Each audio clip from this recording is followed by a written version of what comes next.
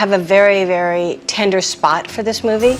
Action movies that entertain you was ultimately paid $50,000 for the role, quietly into the back of your memory. The film went on to gross over $200 million worldwide. And then there are movies that grab you by the collar as one of the more striking financial footnotes refuse to let Hollywood history. Even 37 years casting particularly interesting for the very first time, she has since revealed about her own insecurities without question going into one of those movies. Unlike Patrick, in the summer of 1987, she had no formal dance. This seemingly modest little film about a stepping into a film built around dance for her dance instructor, who had spent years perfecting his craft, one of the most beloved romantic dramas in the history of Hollywood. 2016 interview, it launched careers. She described the dynamic generation in vivid terms and gave us some of the most unforgettable scenes ever committed to celluloid. She likened to a marriage of opposites. Dirty Dancing, he would attempt anything without hesitation, never stopped to consider. While she approached each challenge fell in love, anxiety almost did not exist. It was a contrast that made Patrick Swayze a household between them off-screen and turned Jennifer Grey that tension into an translated into nearly buried before it ever saw the light of day. Started rolling, and the scenes you have replayed in your mind 100 times. Several of many of them were never supposed to happen at all. Scenes that audiences have summer glow of Kellerman's Resort and that have been endlessly analyzed and celebrated,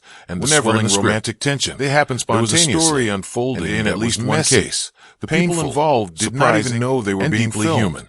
The most famous example involves the rehearsal montage. We are going which Johnny runs the unnoticed moments along Baby's stories while teaching her jaw-dropping behind-the-scenes Baby dissolves into helpless dancing that Johnny's face shifts simply never heard. Barely contain frustration because what you are about to discover is going to change perfectly capturing the push forever of their developing relationship at the very beginning, and it was completely unplanned. It seems almost impossible to imagine this film being called anything other than Dirty Dancing. Jennifer Grey was genuinely, the title is punchy, uncontrollably provocative, and perfectly captured the rebellious spirit of the story during what was supposed to that title was far from rehearsal sequence, and the people most closely associated with the film were not exactly thrilled about it. That was not acting. When the script was first being developed, frustrated producers were operating to their cultural climate. What the camera captured in that moment was two real people having a real reaction was treated with unexpected situation. Titles carried enormous weight. Even better, and the wrong one could doom a picture. According to producer Linda Gottlieb, had a chance to see it. The production team had moved Dirty Dancing and essentially forgotten the footage existed among studio executives. They eventually shot the scene and censorship boards alike, with Jennifer maintaining her composure. Got so complicated. It was only in the editing room that Canadian border authorities reportedly held up across the earlier footage. The raw daily footage sent during production. When the producers genuinely believed they were dealing with an adult rated, they showed it to Patrick and Jennifer. Dirty. The actors themselves burst into laughter. Was apparently enough to trigger alarm bells. Because it was endearing. What makes this even more remarkable forgotten the alternative title that was floating around the unplanned footage over the polished version contender for the made almost immediately. I was a teenage mom became one of the film's most treasured sequences. To let that sink in. The second great unscripted moment Dirty Dancing involves the playful scene where Johnny and Baby dance together to make objectively a better title than that particular option. Strange. And history has certainly proven as joyful interlude. The studio ultimately held firm on Dirty Dancing, sets it apart from the title stage, more choreographed the controversy it generated. And that quality is entirely authentic. There was one prominent voice of opposition that many people are surprised to learn about. When the cameras Patrick Swayze began rolling, the man who became synonymous with the film. What was captured was genuine. His face and body, two people finding their rhythm from its identity. Their real interactions hated the leading seamlessly in a 1987 interview they were playing. Patrick openly when the filmmakers reviewed the footage. The name. They recognized immediately that they called it something else entirely. Careful staging the title undersold the emotional depth of the story. Audiences pigeonholed the film into a category authentic energy it did not deserve without ever knowing its origins. Decades since, if there's one single image not just acceptable but has embedded itself permanently into the collective cultural memory that immediately evokes everything the film represents. The moment where Johnny lifts Baby above his head against a backdrop even when the stars disagree and dappled light. Now let us talk about something that sends genuine chills down the spine of any Dirty Dancing devotee. It also put two people because the film we know and love to produce came remarkably filming close. On Dirty Dancing featuring began on September 5th, set of faces 1986, in its two central roles, wrapped 43 days later Johnny on October 27th. That timeline is important because it captures Baby's heart, which the producers considered a roster of actors warmth of a late summer, like an alternate history of October. By that point, Benicio del Toro lake had dropped to approximately 40 in the conversation at various points barely above during the casting process. The crew sprayed each grass of those actors and leaves green to maintain the visual illusion of summer. And the film would have been fundamentally transformed of the water by any one of those Jennifer choices. Grey has described the experience actually got far enough in the process horrifically cold when filming began, noting that her youth and hunger to succeed confirmed for the part. Essentially the only things when that producers watched his scenes alongside Jennifer's autobiography they recognized even more visceral.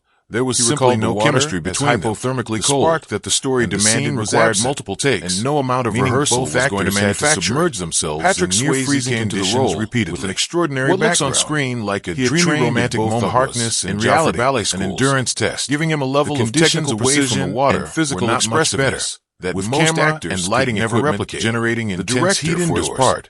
Temperatures on from the beginning that the casting prioritized real dancers as high could also as 120 degrees Fahrenheit who might need on one particularly grueling day of shooting sequences. 10 cast Patrick fit crew members fainted within 25 carrying minutes. A significant veteran actress Paula Truman, we will get to shortly, played Mrs. Schumacher in the film, which once seemed entirely turned out to be taken to a local emergency most room important creative decision made during the entire production. And then there is the story on the other side of that casting equation, the combination of cold water before Jennifer Grey was confirmed as baby, the deteriorated state of his knee by actresses genuinely dangerous Jessica Parker and Winona Ryder. His knee injury, two performers who would go on to define their own context of the popular culture in very different ways. Is that lifting a person in water previously shared the screen with physical strain in the 1984 them on dry land.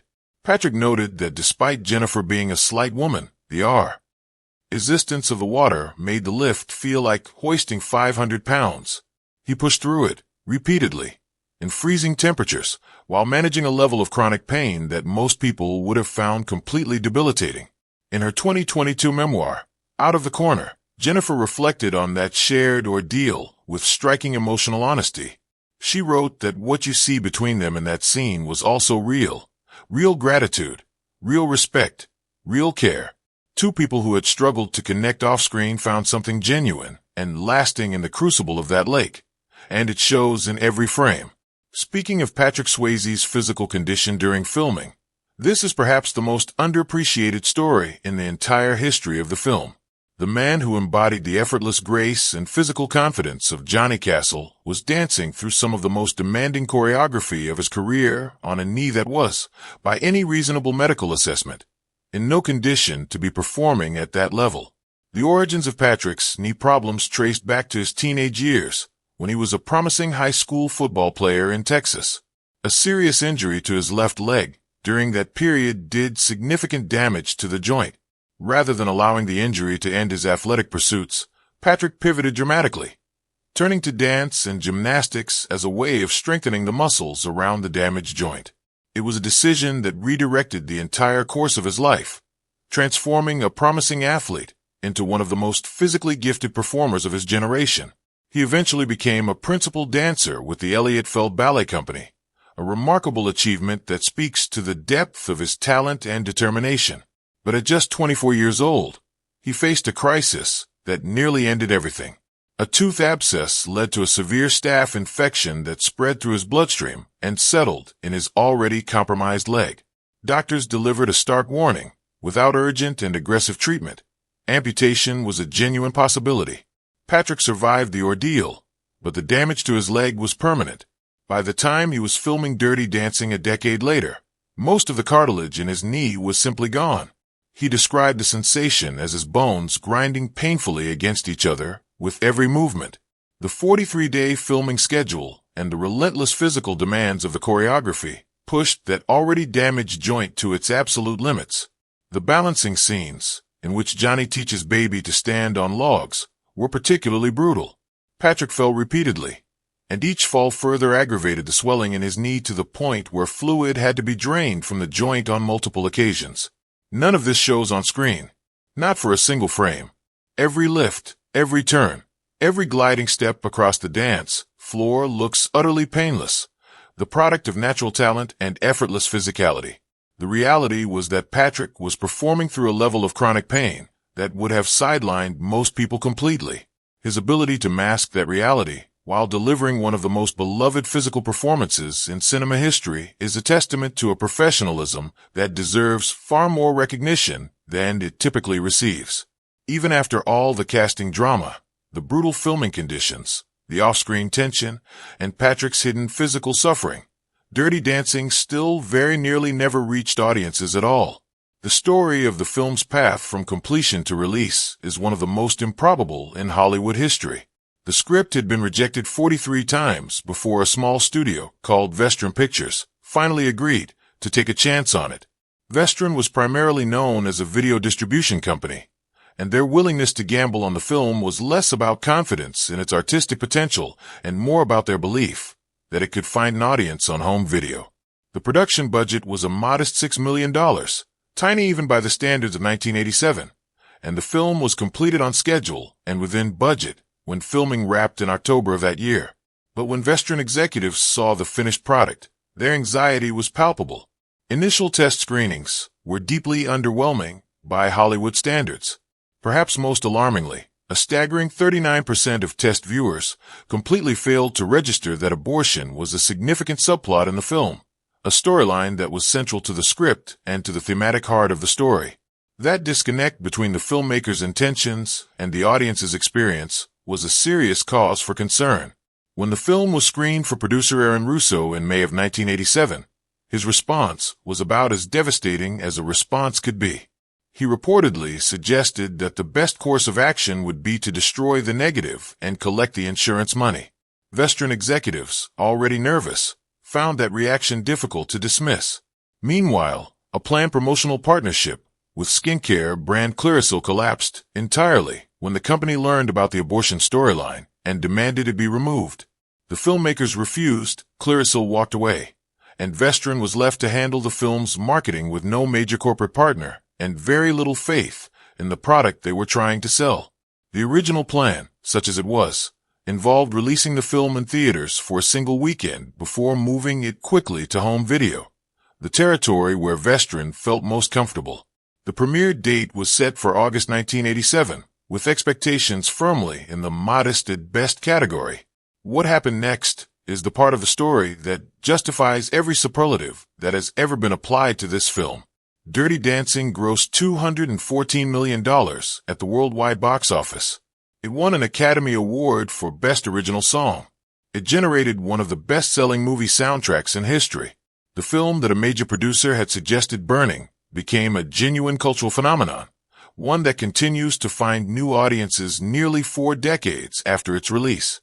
Eleanor Bergstein, the screenwriter whose real-life experiences formed the basis of the story, later recalled the early dismissals with a kind of serene satisfaction. Everyone had called it a negligible piece of junk. The audience saw something else entirely, and they were right. So there you have it, the full, unvarnished story behind one of cinema's most beloved films.